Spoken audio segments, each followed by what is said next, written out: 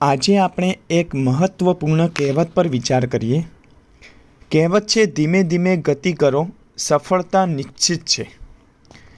આ કહેવત આપણને ધીરજ, સતત પ્રયત્ન અને નિયમિતતાનો અમૂલ્ય પાઠ શીખવે છે। ક્યારેક જીવનમાં આપણે ઝડપથી પરિણામ મેળવવા માંગીએ છીએ, પરંતુ સાચી સફળતા તો ધીમે ધીમે આગળ વધવાથી જ મળે છે। મહંત સ્વામી મહારાજ બાળપણથી જ ખૂબ શાંત, ધીરજવાળો સ્વભાવ રાખ્યો। સંત બન્યા પછી સેવા, સાધના, અભ્યાસ બધું ધીમે ધીમે સતત કર્યું। કોઈ ઉતાવળ નહીં, કોઈ હોડ નહીં। પરિણામે આજે તેઓ સમગ્ર વિશ્વ માટે આધ્યાત્મિક પ્રકાશપુંજ બની ગયા છે। એમનું જીવન બતાવે છે કે ધીરજથી ચાલનારને સાચો રંગ મળે છે। બધાને જાણીતું છે કે કાચબો ધીમે ધીમે ચાલતો હતો અને સસલો ઝડપથી દોડતો હતો, પણ સસલાની ઉતાવળ અને બેદરકારીથી કાચબો જ અંતે જીત્યો। એટલે ઉતાવળ નહીં, સ્થિરતા સફળતા અપાવે છે। પ્રમુખ સ્વામી મહારાજે હજારો મંદિર બાંધ્યા। શું એક દિવસમાં બની ગયા? નહીં, દરેક મંદિર એક એક ઈંટથી ધીમે ધીમે બાંધવામાં આવ્યું। વર્ષોનો પરિશ્રમ, ધીરજ અને સંગઠનથી આજ દુનિયામાં BAPSનું વિશાળ નેટવર્ક ઊભું થયું છે।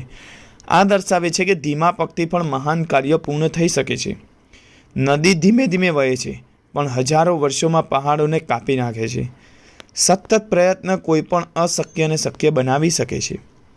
થોમસ આલ્વા એડિસને બલ્બ બનાવવા માટે 1000થી વધુ પ્રયાસો કર્યા। લોકો મજાક કરતા, પણ એડિસન હસીને કહેતા, હું નિષ્ફળ નથી થયો, મેં 1000 રસ્તા શોધી કાઢ્યા કે જે કામ નથી કરતા। અંતે આખી દુનિયાને પ્રકાશ આપ્યો। ધીમે ધીમે સતત પ્રયત્નથી સફળતા મળી। ખેડૂત બીજ વાવે છે તો બીજ બીજા જ દિવસે ફળ આપતું નથી। એને પાણી આપવું પડે, જતન કરવું પડે, સમય આપવો પડે। થોડા મહિનાઓ પછી જ મીઠા ફળ મળે છે। એ જ રીતે જીવનમાં પણ ધીરજથી જ ફળ મળે છે। મહાત્મા ગાંધીજીનું સ્વતંત્રતા આંદોલન કોઈ એક દિવસનું કામ નહોતું। વર્ષો સુધી ધીરજ, અહિંસા અને સતત પ્રયત્નો કર્યા પછી જ ભારતને સ્વતંત્રતા મળી। ધીમે ચાલ્યા, પણ અટક્યા નહીં, એટલા માટે જ જીત્યા। તો મિત્રો, આ કહેવત આપણને શીખવે છે કે ઉતાવળથી નથી મળતું, ધીરજથી સફળતા મળે છે। નાના પ્રયત્નો ભેગા થાય તો મોટું પરિણામ આપે છે। મહાન લોકો, મહંત સ્વામી મહારાજ, પ્રમુખ સ્વામી મહારાજ, ગાંધીજી કે એડિસન, બધાએ ધીરજ અને સતત પ્રયત્નથી સફળતા મેળવી છે।